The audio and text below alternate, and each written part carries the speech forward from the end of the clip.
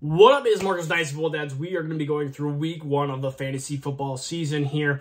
We are going to be going through some injuries. We're going to be going through some good studs, some busts here as well. And then tomorrow we're going to be going through some pickups that you can do on the waiver wire. And then Wednesday, Thursday, we're going to preview week 2 already of the season. Let's start off with injuries. Dak Prescott breaks his thumb or has a thumb injury out potentially 1 to 2 months here.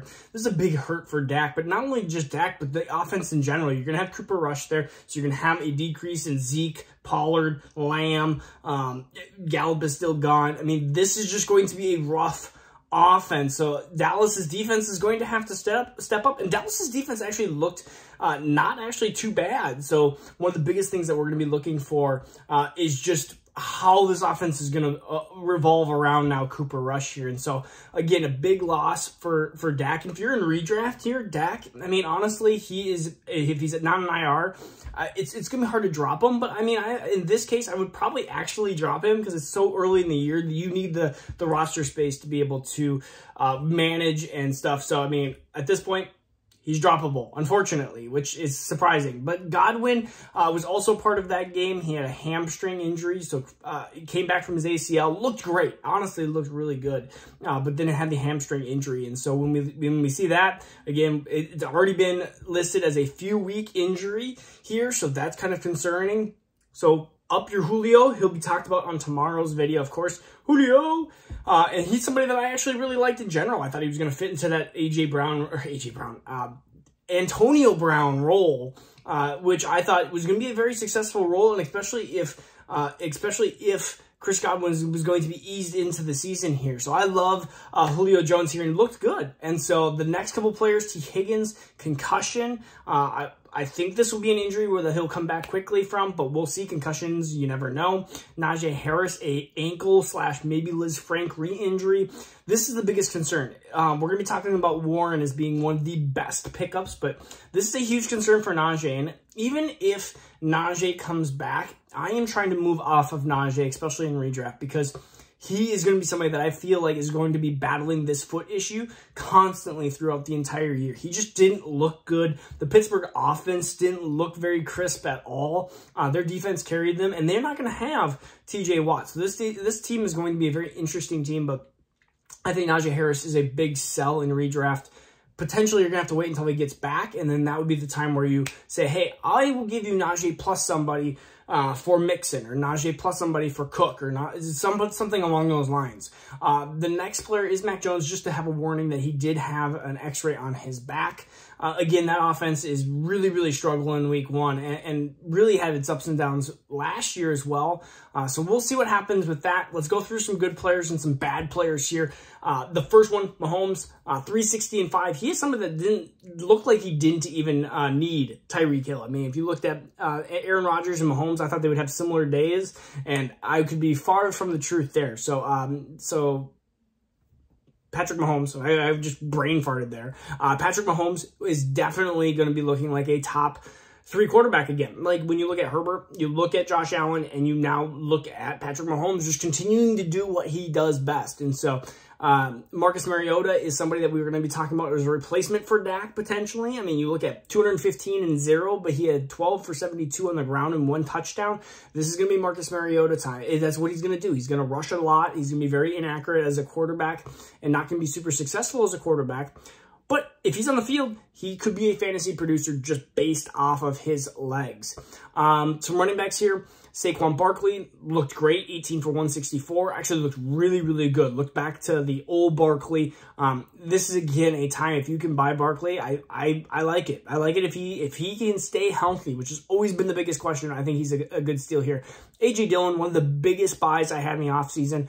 51% of snaps. He was the leading rusher and leading receiver, 10 for 45 and a touchdown, 5 for 46 on 6 targets. He was the leading receiver. If you watched the game, since I'm a Vikings fan, he was the he was better than Aaron Jones productivity-wise, and you could have gotten him rounds and rounds later, and so I love A.J. Dillon. I think he's going to have a really good year. A top 20 year is my prediction.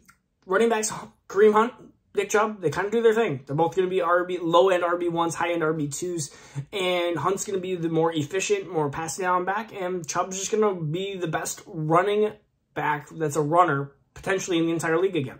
It's him and Derrick Henry is the best running backs, like running, like the actual physical part of running. And so, yeah, Nick Chubb, one of the best running backs in the league. Again, just limited on his upside because he doesn't have pass catching. Joe Mixon, 34 touches, 145. If you said, hey, what would be the player that you ranked maybe at the end of the first or mid-first, I think Joe Mixon arguably is the number 3 back in the entire league already. I mean, you look at, you have Jonathan Taylor 1, CMC I still think could be 2.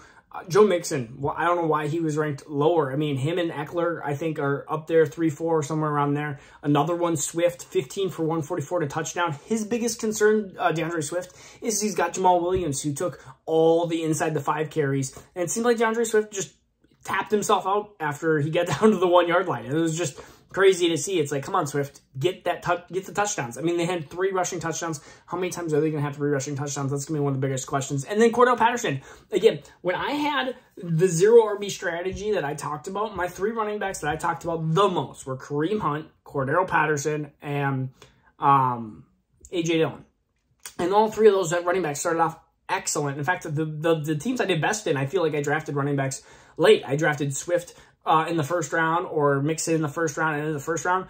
And then I drafted these running backs. Even CEH is another running back that had two receiving touchdowns that I mean, it just seemed like the running backs that were outside of the dead zone. You had the dead zone rounds 3 through like 5.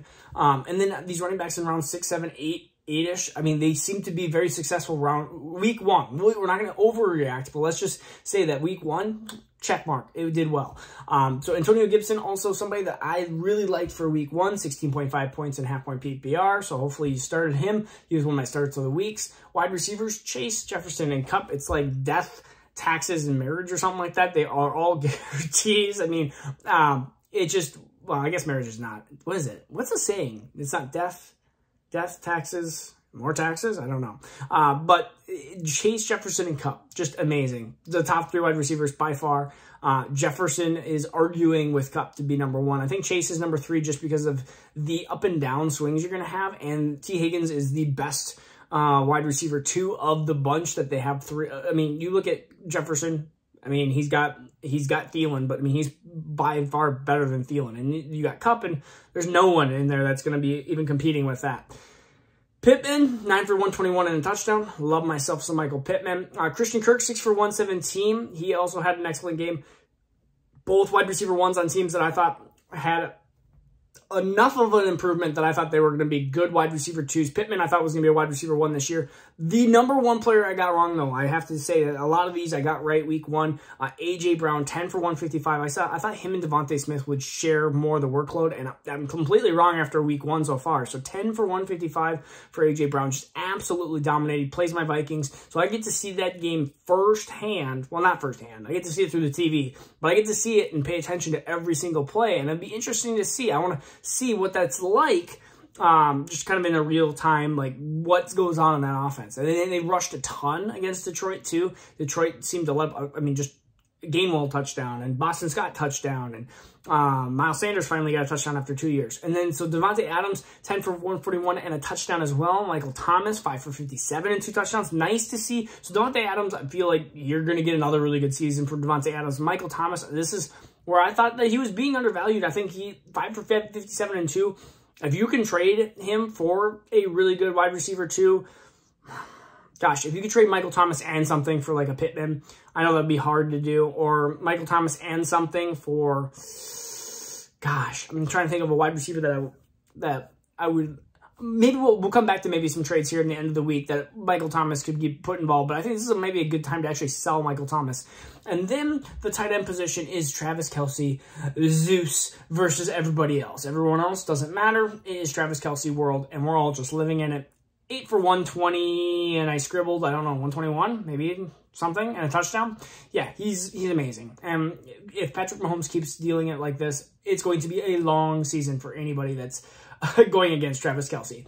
All right, so tomorrow we're going to be doing waiver stuff. So let me know what your waiver questions are and some different injury questions. Put it down in the description box. Peace out. We'll see you again tomorrow.